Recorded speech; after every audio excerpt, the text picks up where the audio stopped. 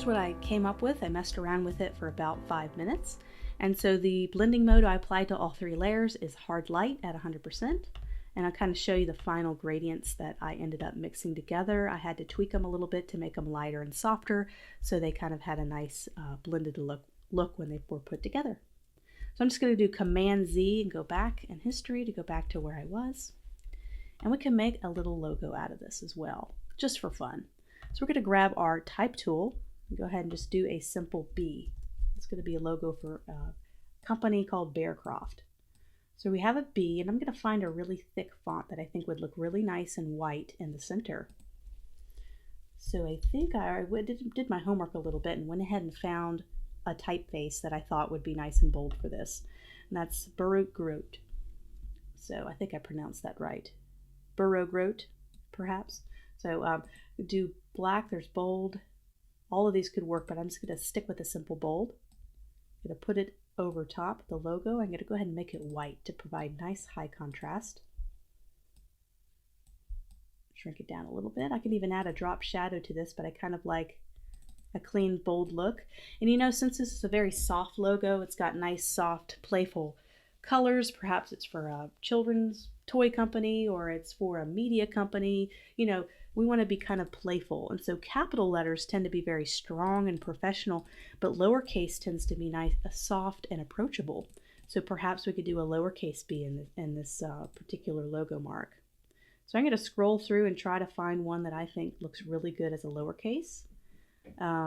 Avenir looks pretty good, and I have lots of different weights. So these are different font weights. I have light all the way down to bold, and then black and heavy is going to be your heaviest weight. So we might be able to get away with just bold. That might be too overwhelming. So let's stick with the bold weight for that. And so now we could start to kind of pair a little bit of our typography. Let's play a little bit, kind of an introduction to how to work with type in Illustrator.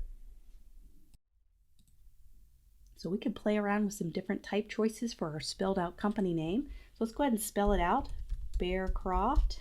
It's kind of a made up company, I guess a media company. We're going to go ahead and make that a little bit bigger. And so if I'm going to do a lowercase b for the main symbol, I want to have some consistency with my type. So I'm going to also keep this lowercase and even keep it in the same typeface if possible, but it's not always a requirement. It's just nice to have some consistency with your main symbol font and your actual typography in your logo mark. So we can play around with some different layouts of this, but let's kind of play around with the coloring and kind of the presentation of this. So if I go to character up here in this character panel, or I believe I have the character panel right here in our main panels right here. Let me go ahead and slide transparency out of the way so that doesn't bother with us. And same thing with gradient. Let me go ahead and put gradient all the way down there just to kind of get it out of the way. So right here I can, if you do not see the character panel, go ahead and go to window and make that visible. But there's several different options. I can change the spacing between the characters. So that's going to be this option right here. It's called tracking. So I can change the spacing. I can make it a nice tight spacing, which could really work well with this. So I'm actually going to do a -50 spacing. So you notice how it's tight and it feels more concise, and I really like this little bit of a tighter spacing with this nice bold sans serif typeface. And so what I want to do now is with color.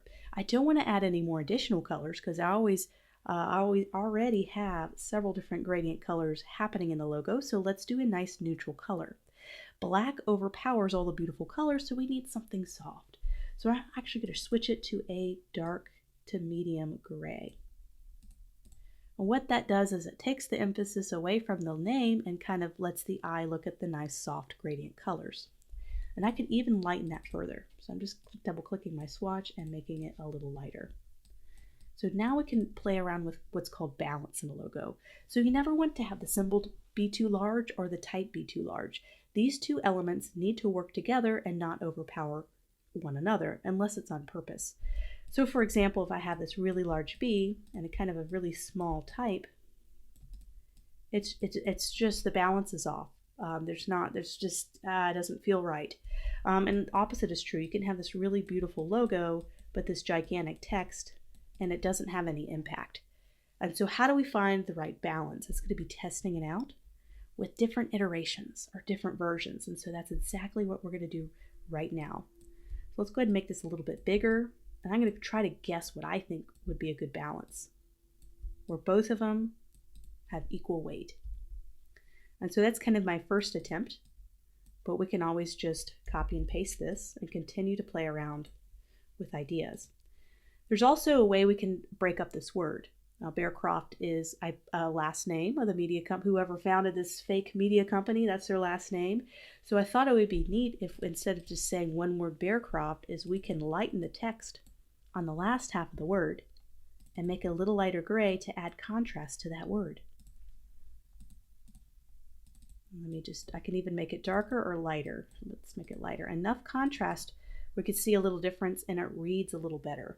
You see Bearcroft, it kind of helps divide the syllables in the name, Bearcroft. It just works that way. And I'll also have an iteration where I don't do that to see if I like it better as all solid coloring. Let's go ahead and copy and paste and continue to work on different balance options. So I make this a little bit smaller. We can also play around with, so this would be a vertical presentation. We can play around with making a horizontal presentation. And I am a big fan of making a horizontal and a vertical presentation of every logo I design. It should be able to be adaptable to websites, small square size profile pictures, but also very long headers and long banners. It needs to be very adaptable. So you always have a horizontal and a vertical presentation of every logo you do, as well as a black and white version. You should always have a black and white version, a full color version, a horizontal, and a vertical version. So that's what we have right here. So we can continue to play with horizontal. Let's go ahead and make these a lot smaller. I'm going to play around a lot more with these. And so sometimes when you have this big overwhelming symbol, this big circular symbol, when you have a very square kind of rectangle object, what's kind of nice to do is add a dividing line.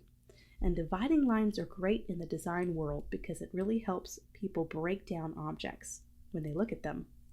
That's why you see big flyers that have lots of different sections of objects on the flyer. They use divider lines to divide everything so it doesn't feel overwhelming to the viewer. And the same thing goes for logo design. So I'm just doing kind of a simple vertical bar to see if that kind of helps break it down. And let me continue to mess around with the balance to make sure that symbol is large enough to be prominent but not overwhelm and totally eat up the attention. So that's an arrangement that we can do. So we're going to look back at all our different iterations. And I'm really liking the two-tone Bearcroft. I just feel like that's one more way I can divide the information for someone, to divide those syllables up for them. So what I'm going to do is I'm going to just go ahead and use that as my version. And we're going to get into grids here momentarily. We're going to be able to really size these up perfectly using grids. But I'm in the concepting stage. So when you concept something, sometimes you just need to get it done. You don't have to worry about grids and being perfect. You're just getting ideas out there. So you don't have to use grids at this point, but I use grids when I get down to that final version.